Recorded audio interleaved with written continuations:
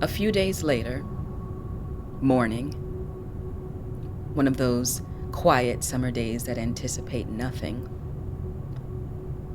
There are now graffiti and reggae concert posters on the wood panel fence next door. Lena comes downstairs and takes her lounging position in the living room. She scrolls through her phone, puts it down, goes to the kitchen, and comes back with a bowl of cereal. Lena's teeth crush cornflakes and oat clusters. The sun dries the dew on the grass in the yard. Maurice enters the house, assuming her own position in the living room. Scaffolding rises down the street. Wood shavings are carried on the wings of a breeze. I descend the stairs and take my seat in the living room. Harriet descends the stairs and takes her seat in the living room.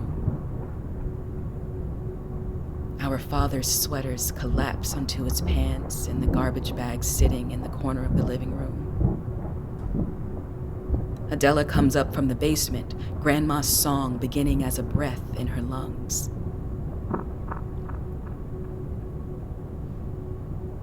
Adela and Lena see each other in this morning's light. Cars roll down Bedford, always in haste, but in no particular rush.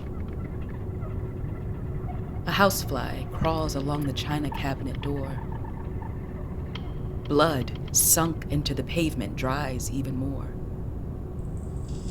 The machete's blade dulls.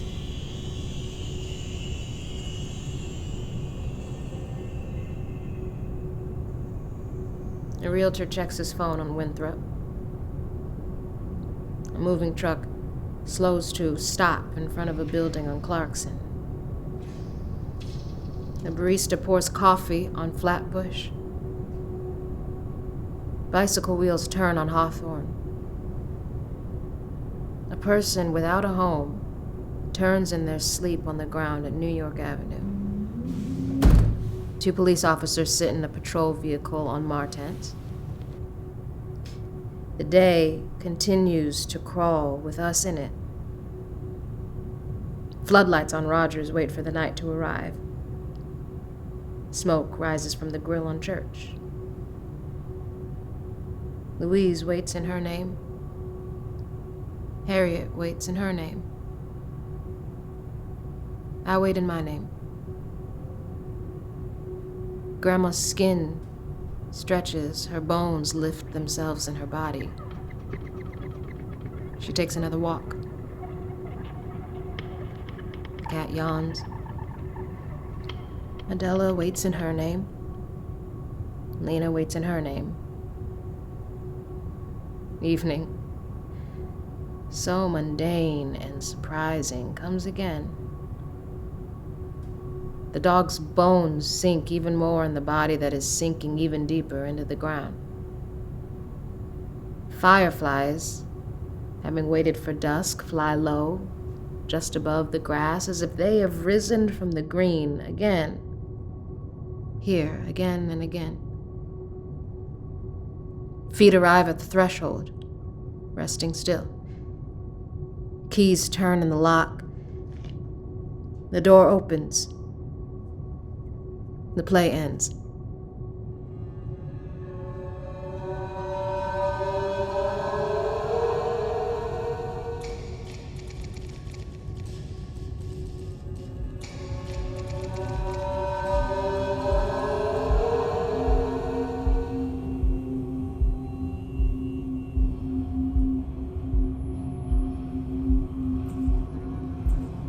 Ghosts, like dogs, are drawn to the familiar, the everyday, even as they tend toward the paranormal and supernatural.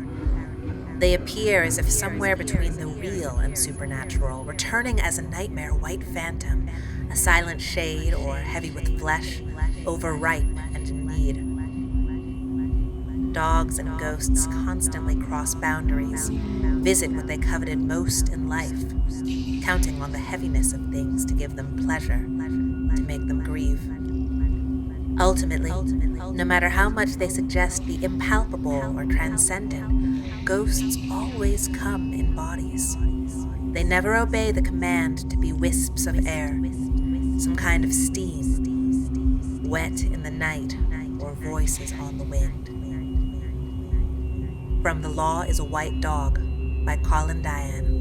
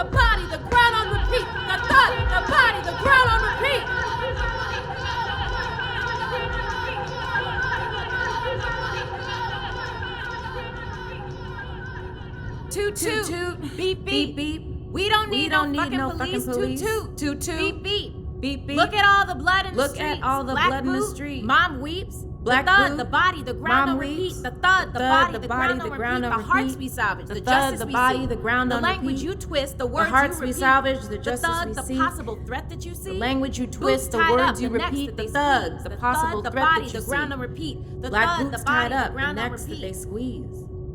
The thud, the body, the ground on repeat. The thud, the body, the ground on repeat. What then is freedom? Freedom resists guarantees of comportment. I define freedom as ways of being human in the world that exist beyond the realm of the juridical and that allow for bodily sovereignty. I argue that freedom marks an individual and a collective desire to be in common and indifference in a world that is non-hierarchical and non-violent. It marks as well the social, political, and imaginative conditions that make possible multiple ways of being in the world. With the phrases in common and indifference, I am stressing that collective commonality can occur alongside individual self-actualization. In other words, the ways that human beings share common experiences of the world we inhabit do not have to erase individual wants, desires, and needs. From The Long Emancipation by Ronaldo Walcott.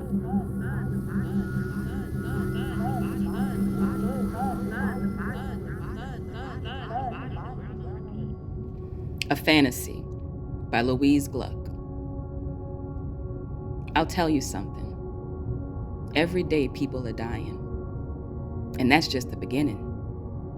Every day in funeral homes, new widows are born, new orphans. They sit with their hands folded, trying to decide about this new life. Then they're in the cemetery, some of them for the first time. They're frightened of crying, sometimes of not crying. Someone leans over, tells them what to do next, which might mean saying a few words. Sometimes throwing dirt in an open grave. And after that, everybody goes back to the house, which is suddenly full of visitors. The widow sits on the couch, very stately, so people line up to approach her. Sometimes take her hand, sometimes embrace her. She finds something to say to everybody. Thanks them for coming. In her heart, she wants them to go away. She wants to be back in the cemetery, back in the sick room, the hospital.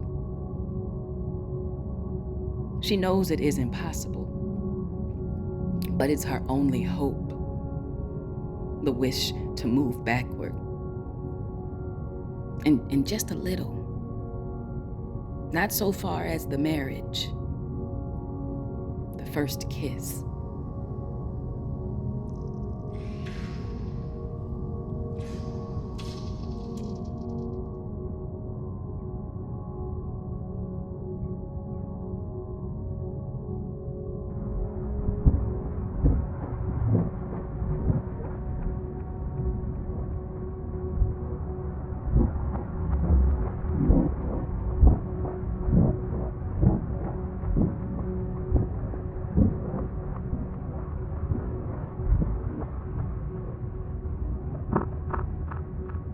Mommy, we wrote the letter to send. It says, "The funeral will be held on August 18th at Holy Innocents Church in Brooklyn, New York. Enclosed is a letter from the funeral home confirming the upcoming date. Blah, blah, blah. Please feel free to contact Mrs. Bernarda Marie Abelard with any further questions." I think that should be fine, but you never know with these people. Mommy, this shouldn't be your job, to carry everybody like this. I know because I can feel it. The weight. I can feel it. He's the one that left his sons there like that. It is not your job to feed them. I wish I could say that, because it's true. But what can we do? We have to take care of who we can, however many. So many, many, many.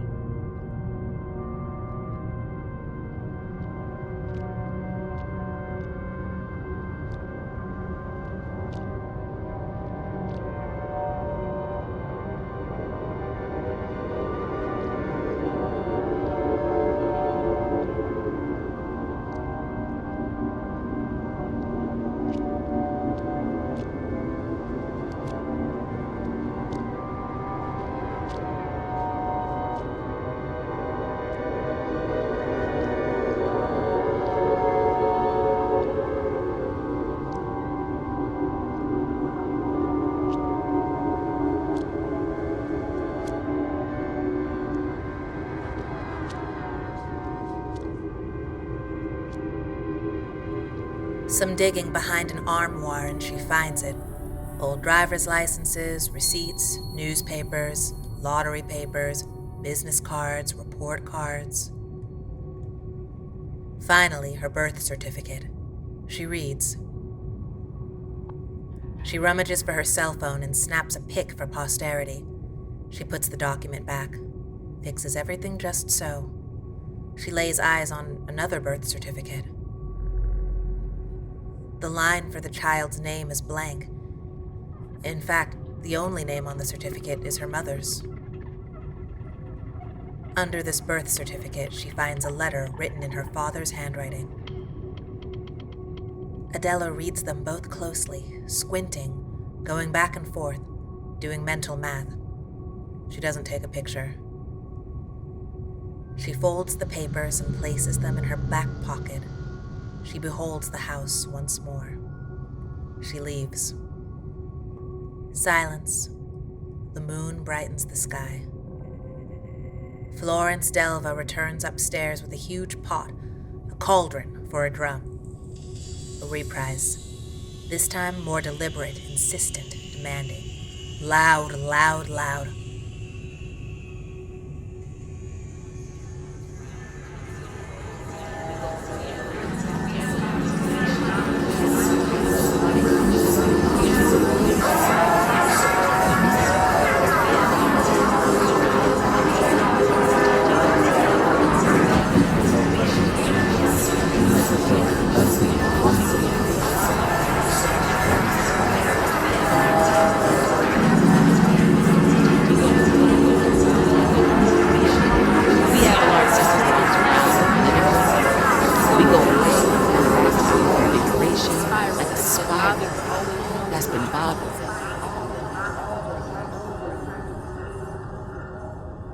We Abelard sisters lounge around in the living room. We go away and come back to our configuration like a spiral that's been bothered, but always knows to return to itself.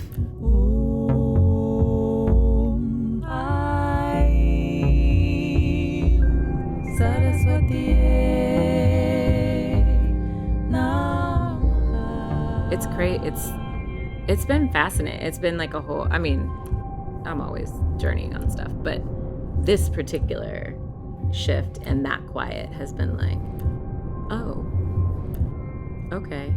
And so, and truly like the entire definition of quiet, like not just sound, not just, it's the whole fully sensed understanding of what it is to be quiet and how intense it actually is. Like how it's like jarring, for it to it doesn't hit. It's all of a sudden it's there and you're in it. And then what? Like if love comes at you loud, you hear it, you see it, you smell it first, and you ready. But if it's at you in such a quiet manner, you all of a sudden find yourself in the center of it. And then what? Like you're exposed, you're in it. Like you can't hide because you're already immersed completely, which is like, shit.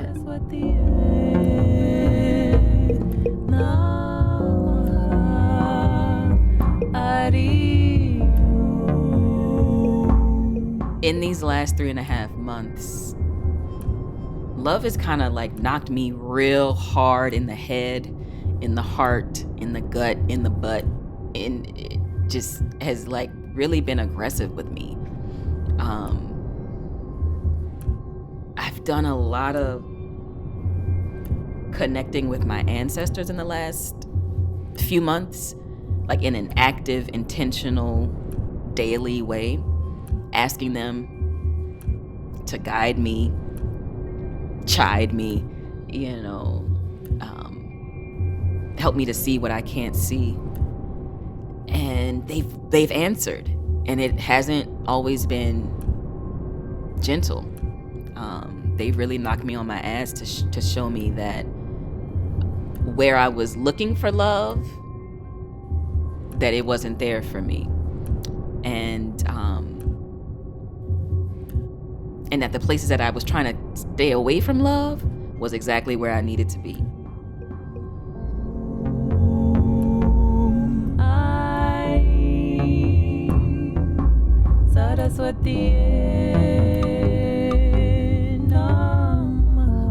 I feel frightened to let it exist anywhere else in my body. I feel like my eyes are still my own, whereas my core and my heart and my womb and my skin and my legs and my blood and my stomach and the tastes in my mouth and the smells in my nose belong to somebody else.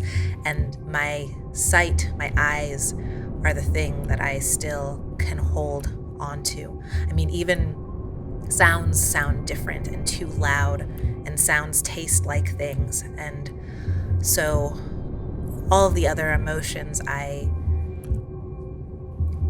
it's all right for them to be porous and to let them in, but not anger.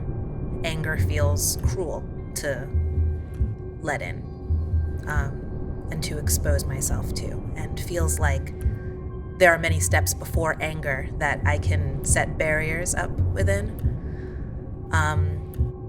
So it lives in my eyes when it exists. It has to stay here because it can't go anywhere else without this fear of contaminating the rest of me and the rest of her.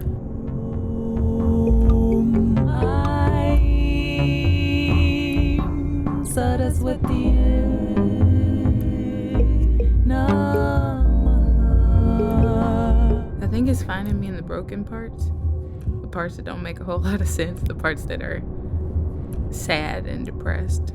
I think in some ways it's finding me in death, which is very interesting. A joy in like the release of this particular life.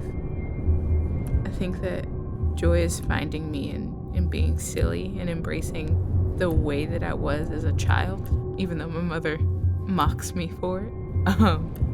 I think that joy is finding me in watching things that I think are terrible and mocking them for that.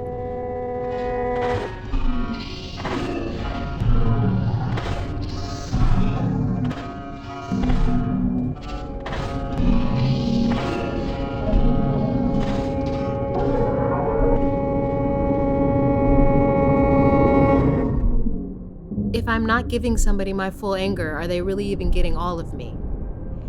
And is part of love the tough love side of things, of knowing where one's limits are, and knowing when you're giving too much and aren't giving enough back, and actually saying no is love? That's an act of love. And that it doesn't have to be that someone has done something malicious to you in order for you to still take a step back and say, out of love for myself, I have to let this go. Can that be a form of love?